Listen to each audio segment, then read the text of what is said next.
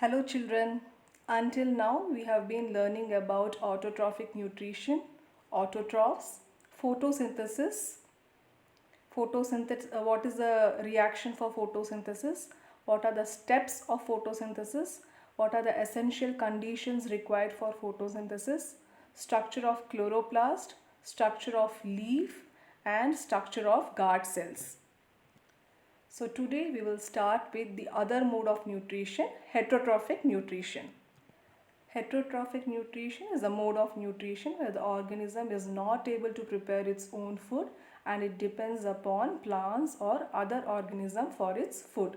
And the organisms are termed as heterotrophs. If you see here, heterotrophic nutrition, it is further classified into three types. The first one is saprophytic nutrition. It is actually SAPROPHY, saprophytic nutrition, or it is also called as saprotrophic nutrition. The term sapro means rotten.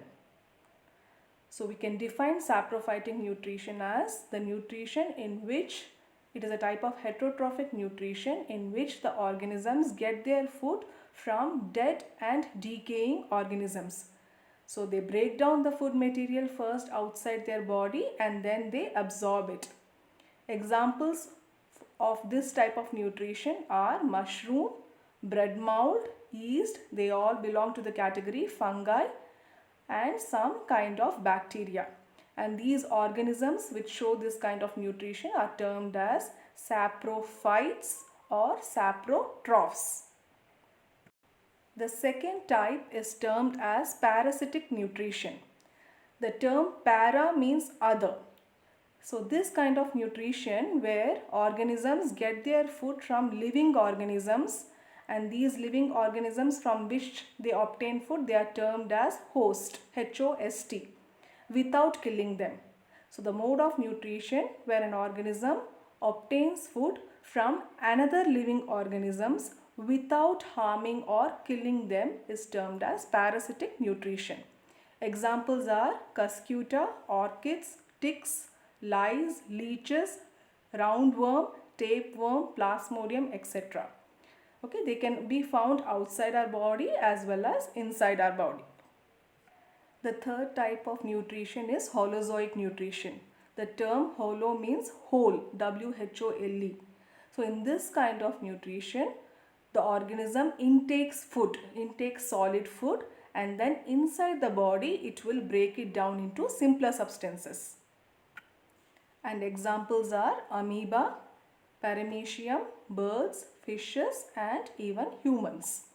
If you see, based on the source of food, this last category, holozoic nutrition, based on the source of food, the organisms can be further classified into herbivores, carnivores and omnivores. If you see holozoic nutrition, it is further divided into 5 steps which we have already learnt in lower classes. The first step is ingestion, which is just intake of food inside the body. The second step is digestion, where the food which is taken inside is broken down into simpler particles. The third step is called as absorption, where the digested food is now absorbed by different cells of the organism. The fourth step is termed as assimilation, where the absorbed food is now used by the cell or the organism for growth, repair and many other biochemical activities. And the last part is egestion, where the undigested food component is removed or thrown from the body. So today we will see how nutrition occurs in amoeba. Amoeba is a unicellular protozoa. It usually occurs in fresh water. It is a microscopic organism, so we will not be able to see with our eyes, and it feeds on other microscopic plants and animals. If you see amoeba, all the 5 steps which we have seen now in holozoic nutrition occurs in amoeba as well. In the first step, which we saw, ingestion, where we intake food inside the body. So this process where a cell intakes solid food particle is termed as phagocytosis. P-H-A-G-O, phago, C-Y-T-O-S-I-S, phagocytosis. Amoeba does not have a mouth but we know that it has finger-like projections which are termed as pseudopodia. So as soon as it senses any food particles nearby, pseudopodia will go and surround that food particle, okay, and it will bring it closer to the cell membrane, and at that portion the cell membrane will dissolve, taking inside the food particle. This process is called as ingestion as well as phagocytosis.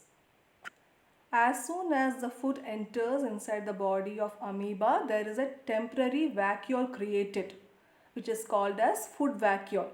And from the surrounding cytoplasm, many digestive enzymes enters inside the food vacuole. This food vacuole is also termed as temporary stomach. So the enzymes enter inside the food vacuole and they help breaking the food into simpler particles, and this process is termed as digestion. Once the food particles are digested, we know that amoeba is a unicellular organism. There is no circulatory system or blood vessels.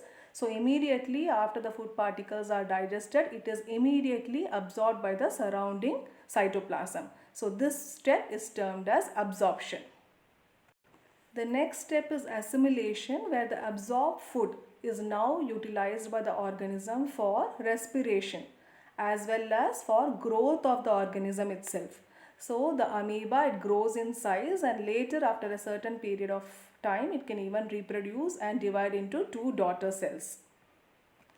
And the last step is egestion, where any undigested food which is there inside the organism, it is thrown away from the body. So again the part of the cell membrane ruptures, and whatever undigested food is there inside the cell, that is again thrown away from the body of amoeba. So today we learned different types of heterotrophic nutrition, and we also saw nutrition in amoeba. So make a note of all these concepts in your running notes, and tomorrow we will start with nutrition in human beings.